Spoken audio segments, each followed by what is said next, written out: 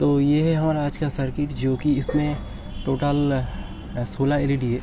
अब इसको एक 1.5 वोल्टेज बैटरी से जलाते हैं। एक सिंगल जो बैटरी लाइट है, मतलब सिंगल एक जो लाइट आता है, ये 2.5 वोल्टेज का है और इसे डायरेक्ट ये 1.5 वोल्टेज की बैटरी से नहीं जल सकता। लेकिन इस सर्किट की मदद से इतने सारे एलईडी जो कि देख सकते हैं जल रहा है। यहाँ पर पीछे देख लीजिए। तो आप लोग ज़रूर ट्राई करना, क्योंकि ये कोई फेक सर्किट नहीं है। दोस्तों, इसे बनाने के लिए मैंने एक एनपीएन ट्रांजिस्टर लिया है जिसका नंबर है BC547 ट्रांजिस्टर।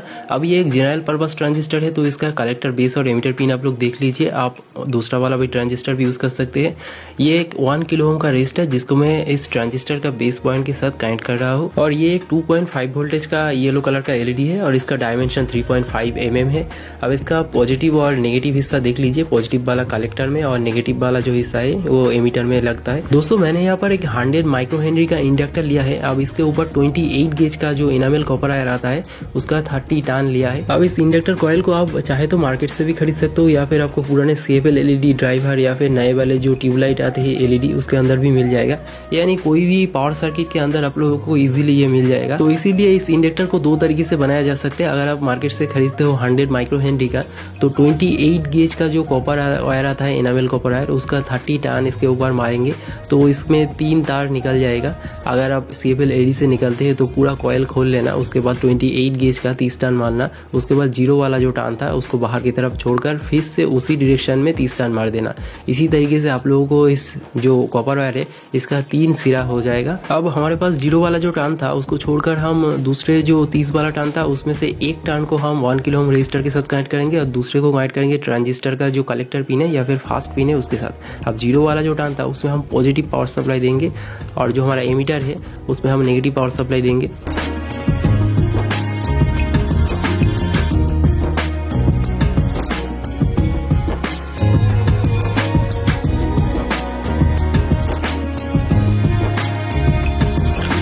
दोस्तों, यहाँ पर मैंने जो बैटरी लिया है ये ओवर डिस्चार्ज वाला बैटरी है। इसका वोल्टेज 1 वोल्टेज के करीब है। अब ये जब फुल रहता है तो इसका वोल्टेज 1.6 वोल्टेज के करीब रहता है। अब फेंक देने से अच्छा है आप लोग इस बैटरी को कुछ देर इस्तेमाल कर लो, ताकि आप लोगों को मोमबत्ती का जो खर्चा है ये बच जाए। दोस्तों, इन सभी कंपोनेंट्स को आप किसी भी इलेक्ट्रॉनिक्स शॉप से बड़े आराम से खरीद सकते हो। और ये 28 गेज का जो कॉपर कॉयल है ये किसी भी इलेक्ट्रॉनिक्स रिपेयरिंग शॉप में आपको मिल जाएगा। अब जैसे कि मैंने आप लोगों से पहले बोला, ये एक ओवर डिस्चार्ज बैटरी है, तो इसका वोल्टेज देख सकते हो ये 1 वोल्टेज के करीब है। 1.09 वोल्टेज, मतलब 1 वोल्टेज हम लोग मान सकते हैं। अब इसी वोल्टेज से देखिए ये एलईडी ग्लो होगा, लेकिन ये एलईडी जो है हमारा 2.5 वोल्टेज का एक एलईडी है। अब यहाँ पर से इस एलईडी को हटाकर 2 डायोड लगाते हैं। 1 4 या 7 डायोड लगाएंगे हम। अब इस डायोड का पोलैरिटी जरूर ध्यान में रखना, क्योंकि हम ट्रांजिस्टर का जो कलेक्टर पिन है इसके साथ डायोड का पॉजिटिव हिस्से को और जो एमीटर पिन है ट्रांजिस्टर का उसके साथ डायोड का नेगेटिव हिस्से को कनेक्ट कर रहे हैं। यहाँ पर एक स्क्रीनशॉट लेना तो आसानी होगा। अब इस सर्किट के जो आउटपुट पिन है उसके साथ हम मल्टीमीटर को कनेक्ट कर रहे हैं। ये हमारा ओवर डिस्चार्ज वाला बैटरी है जो कि 1 वोल्टेज के करीबन था। अब इसको जो आउटपुट वोल्टेज में दिखा रहा है 4 वोल्टेज या फिर 5 वोल्टेज, लेकिन ये 3 वोल्टेज पे स्टेबल हो रहा है। और ये एक 1.5 वोल्टेज का बैटरी है जो कि आउटपुट में हमें 11 वोल्टेज के करीबन दिखा रहा है। मतलब ये बहुत ही चलने वाला है। मतलब एक 1.5 वोल्टेज का बैटरी जो कि 11 वोल्टेज तक स्टेप अप हो रहा है।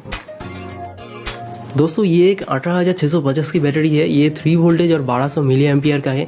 अब इसका जो आउटपुट वोल्टेज है सर्किट को लगाते ही तो देखिए ये 28 या फिर 27 वोल्टेज वाला दिखा रहा है। मतलब बहुत ही चौंकाने वाला वोल्टेज है। मतलब इतना ज़्यादा स्टेप अप हो रहा है। दोस्तों, ये एलईडी एक 12 वोल्टेज का एलईडी है और ये 1.5 वोल्टेज की बैटरी से जल रहा है। मतलब है ना कमाल के बात। अब इस एलईडी को भी आप लोग ज़रूर पहचानते होंगे। ये भी 12 वोल्टेज का एक एलईडी है। तो देखिए ये भी बड़े आराम से जल रहा है।